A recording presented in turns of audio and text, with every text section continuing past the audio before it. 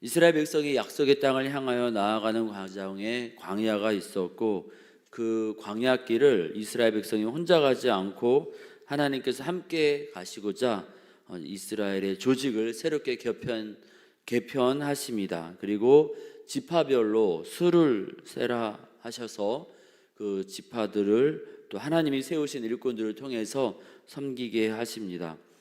이스라엘 백성이 이동할 때에도 또 이제 이 중간에 머무르게 되어서 중간 지역마다 이동하다가 진을 칠 때에도 그 중심에 하나님의 임재를 상징하는 성막이 있게 하심으로 하나님이 이스라엘 백성과 동행하고 계심을 이스라엘 백성에게 알게 하십니다. 그리고 이제 그 성막을 섬기는 자들에 대한 이야기가 오늘 우리가 읽은 말씀에 나오는데요. 세 가지 이야기가 등장합니다. 첫째는 예배를 섬기는 레위인들이 다른 이스라엘 사람들을 대신해서 이 예배를, 성막을 섬기고 있음을 기억하라 하는 내용이 나옵니다. 12절부터 이제 그런 내용이 나오는데요. 11절에 여호와께서 모세에게 말씀하여 이르시되, 그냥 사람들끼리 의논해서 정한 것이 아니라 하나님께서 명하신 것이다, 이렇게 나오면서 12절에 보니까요, 이 이스라엘 자손 중에서 레위인을 택하여 이스라엘 자손 중에 태를 열어 태어난 모든 마지를 대신하게 하였은즉, 레위인이 20세 이상으로 군대에 나갈 사람들을 계수하지 않고 성막을 섬기게 된 것은 그냥 그들을 위해서 전쟁의 위험으로부터 안전하게 하기 위함이 아니라 이스라엘 전체를 위해서 대신해서 그 일을 감당하는 것이다 라고 그렇게 설명하고 계십니다. 그런데 이제 첫째가 하나님 것이다 이렇게 얘기를 하거든요. 12절 후반부에 모든 마지를 대신하게 하였은즉, 모든 마지를 대신해서 레위인이 하나님의 것이 됐다라는 겁니다. 거기에 대한 더 이제 설명이 13절에 나오는데요. 처음 태어난 자는 다 내 것임은 내가 애굽 땅에서 그 처음 태어난 자를 다 죽이던 날에 이스라엘의 처음 태어난 자는 사람이나 짐승을 다 거룩하게 구별하였음이니 그들은 내 것이 될 것임이니라. 출애굽할 때 10번째 재앙, 장자 재앙으로 이집트 땅에 있는 모든 이 장자, 첫째는 사람이든 짐승이든 막론하지 아니하고 다 하나님께서 내리신 그런 재앙으로 죽었습니다. 그런데 이스라엘 백성의 첫째는 죽임을 당하지 않았습니다. 우리는 하나님 겁니다 라는 그런 표시로 문 임방과 문설주에 양의 피를 바르지요. 그리고 그 양의 피를 본 그 가정마다, 양의 피가 있는 그 가정마다 여호와의 사자가 넘어가지요. 그래서 그 넘어갔다 해서 유월절인데요. 죽을 수밖에 없었던 그 위기의 순간에 하나님의 것임을 드러내는 양의 피로 인하여서 죽음을 면하였다라는 겁니다. 하나님의 것임을 드러내는 그 표시, 하나님 것이라는 거죠. 원래 죽었어야 되는데 하나님의 것이기 때문에 죽지 않고 살아남았으니 하나님의 것이다라는 겁니다. 그래서 하나님께 온전히 드려진 것인데, 각 가정의 첫째가 드려졌다는 얘기는 무슨 말입니까? 각 가정 전체가 다 드려졌다라는 것이죠. 그런데 각 가정 전체가 드려져서 그 하나님의 일을 다 감당하기 또 여러 가지 어려운 부분들도 있으니 그 각 가정의 첫째를 대신해서 레위 지파를 대신 하나님께 드려진 존재로 이렇게 했다라는 겁니다. 레위인은 예배를, 성막을 섬기는 일을 하게 되었습니다. 그래서 감사한 일이지요. 행복한 일입니다. 하지만 그냥 내가 좋아서 이것을 한다, 또는 나만을 위해서 한다, 이렇게 생각해서는 안 된다라는 거죠. 온 이스라엘을 대신해서 이 일을 감당하고 있으니 이스라엘을 위해서 기억하고 또 기도하면서 이스라엘을 대신한 존재에 걸맞게 살아야 된다라는 것을 오늘 말씀에서 알려주고 계십니다. 이스라엘을 대신해서 레위인이 섬기고 있는데, 원래 이제 실질적인 성막을 섬기는 구체적인 일은 레위인이 하고 있지만 그 온자리에 그 섬기는 그 일에 실은 온 이스라엘이 있어야 한다라는 것을 기억하면서, 이 레위인의 경우에는 내가 다른 지파 사람들을 대신해서 섬기는 것이다라는 것을 기억하면서 다른 지파 사람들을 중보하고 기도해야 되는 것이고요. 그럼 다른 지파 사람들은 나 대신 레위인이 하니까 나는 내 마음대로 대충 살아도 되는가? 이렇게 생각해도 되는 것이 아니고요. 내가 있어야 되는 그 자리에 저 사람들이 대신 있는 거다라고 것을 기억하면서 온 이스라엘 백성이 사실은 그 레위인처럼 또한 그렇게 거룩하게 살아야 된다라는 이야기이기도 합니다. 베드로전서 2장 9절에서 너희는 택하신 족속이요 왕 같은 제사장들이요 거룩한 나라요. 신약 시대에만 이것이 적용되는 것이 아니고요. 출애굽기 19장에 보니까 하나님께서 이런 말씀을 하십니다. 세계가 다 내게 속하였으니 너희가 내 말을 잘 듣고 내 언약을 지키면 너희는 모든 민족 중에서 내 소유가 되고 있고 너희가 내게 대하여 제사장 나라가 되며 거룩한 백성이 되리라. 이스라엘의 첫째가 하나님께 드려졌다는 얘기는 이스라엘 전체가 드려졌다는 얘기거든요. 그래서 살아남은 거죠, 장자재앙 때. 그러니까 이스라엘 전체가 제사장 민족으로서 살아야 된다라고 하나님은 출애굽기 19장에서 이야기하고 계십니다. 그럼 제사장 민족으로서 사는 것은 어떠한 모습일까? 나 대신에 제사장을 하고 있고 나 대신에 성막을 섬기는 레위인을 바라보면서 나도 저렇게 살아야지 하고 온 백성들이 제사장답게 살아야 된다라는 겁니다.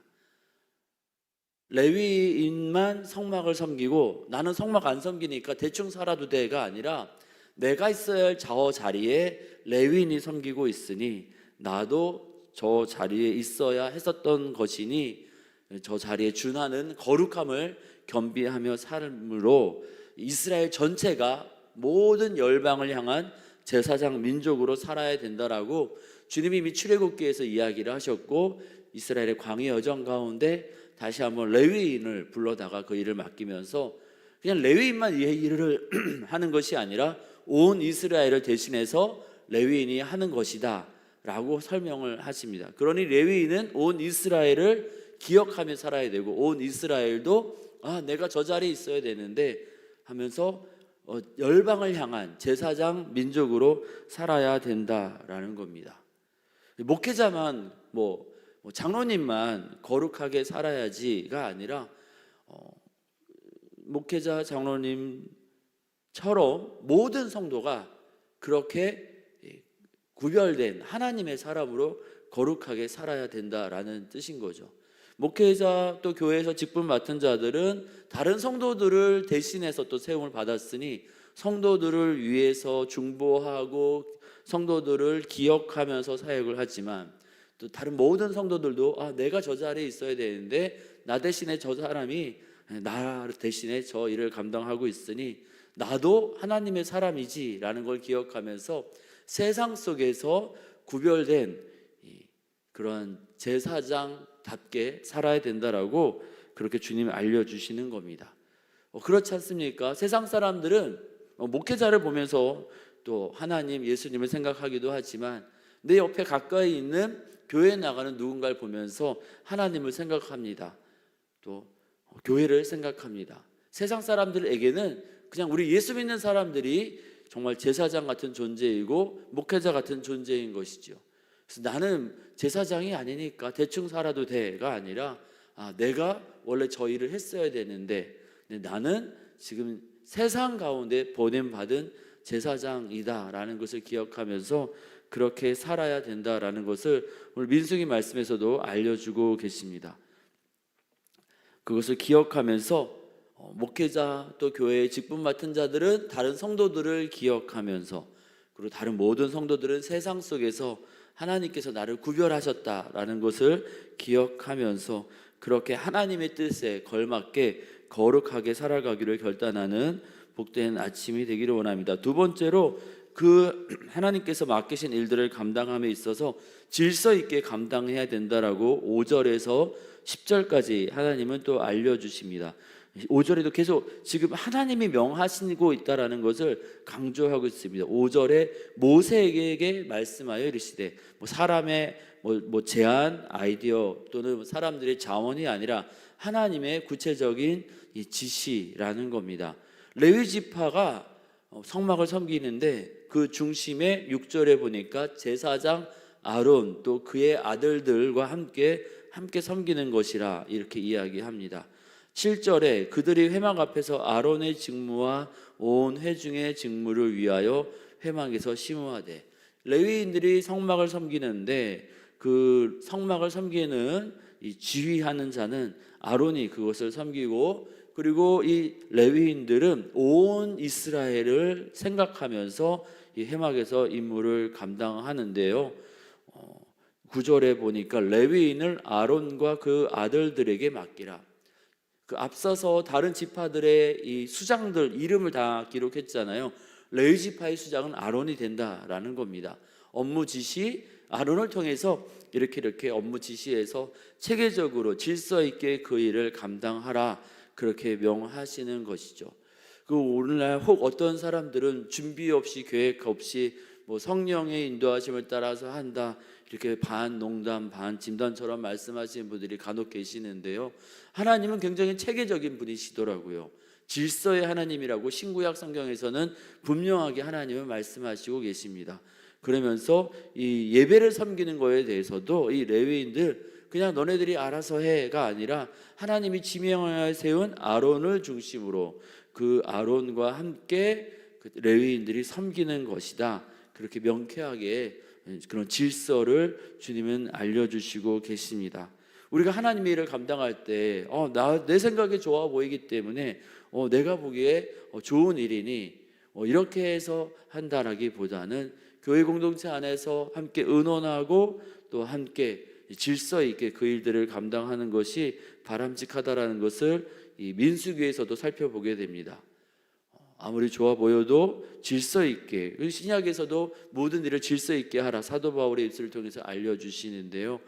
여기서도 이미 구약에서부터 하나님은 질서 있게 일을 감당하기를 원하셨다라는 것을 기억하면서 우리가 또 여러 가지 일들을 감당할 때 더욱더 하나님의 뜻에 걸맞게 질서 있게 감당하게 해달라고, 또 우리가 바깥에 나가서는 우리 모든 성도가 레위인으로서 살아가는 구별받은 그런 제사장처럼 살아가야 되는데, 그곳에서 하나님이 맡겨주신 일을 할 때에도 질서 있게 감당하게 해 주십시오. 기도하면서 오늘의 모든 일들 하나님의 인도함에 따라 잘 감당할 수 있는 우리 모두가 되어지기를 원합니다. 3장 1절에서부터 4절까지는 이 모든 일들을 감당하는 아론의 아들들을 소개하는데요. 아론의 아들들 이름을 소개하자마자 바로 하나님께서 명하시지 않은 불을 들이다가, 다른 불을 들이다가 이 2명의 아들이 죽었다, 그 얘기를 합니다. 제사장을 지휘하는 사람으로 세운 사람이 2절 말씀 보니까 4사람이었거든요. 나답, 아비후, 엘르아살, 이다말. 그 가운데 이 사람들이 직분만 받은 게 아니고요, 그에 걸맞게 3절에 보니까 거룩하게 구별되어서 이 일을 감당했답니다. 근데 4절에 보니까요, 나답과 아비후가 보니까 순서상으로 첫째, 둘째예요. 제일 중요한 일을 감당하고 있던 사람들인데 하나님 앞에서 다른 불 들이다가 죽었답니다. 그래서 자식을 남기지 못했다. 그래서 엘르아살, 3번째, 4번째 이다말이 아버지 아론 앞에서 제사장의 직분을 감당했다, 이렇게 기록하고 있습니다. 하나님이 지명하여 부르셔서 또 거룩하게 일을 감당하는데 그러니까 내가 그냥 하면 되지 하면서 내 생각 내 뜻대로 그렇게 하다가 하나님이 명하시지 않은 다른 불로 제사를 드렸다가 하나님께 벌을 받았다라는 것이죠. 직분을 받았다 해서 끝난 것이 아니더라는 것이죠.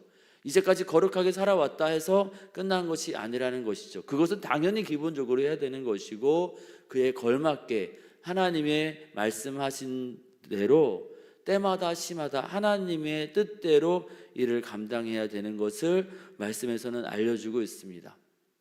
다른 거를 잘못하지 않았습니다. 딱 한 가지, 제사를 드릴 때 하나님이 명하시지 않은 다른 불을 사용한 것뿐인데 그것 때문에 그 사역에서 또 생명에서 제외되어졌다, 이렇게 이야기하고 있습니다.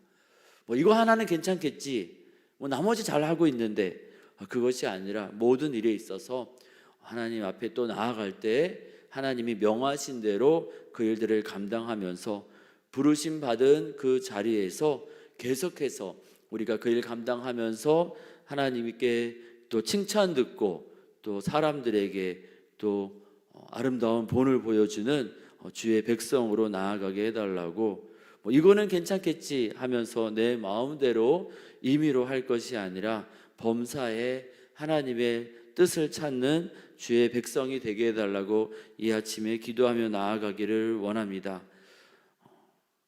하나님은 오늘 말씀을 통해서 세 가지 이야기를 들려주십니다. 온 이스라엘이 하나님의 소유된 백성이라는 것을 기억하라고, 그리고 또 두 번째로 하나님의 일을 질서 있게 감당하라고, 그리고 부름받은 주의 백성들, 부름받고 거룩하게 사는 것에서 끝난 것이 아니라 맡겨주신 일들을 하나님의 뜻대로 감당해야 한다라고 알려주시고 계십니다. 오늘 일상을 살아갈 때 이 말씀 기억하면서 하나님의 뜻대로 하나님의 뜻을 구하며 살기로 결단하는 우리 모두가 되기를 원합니다.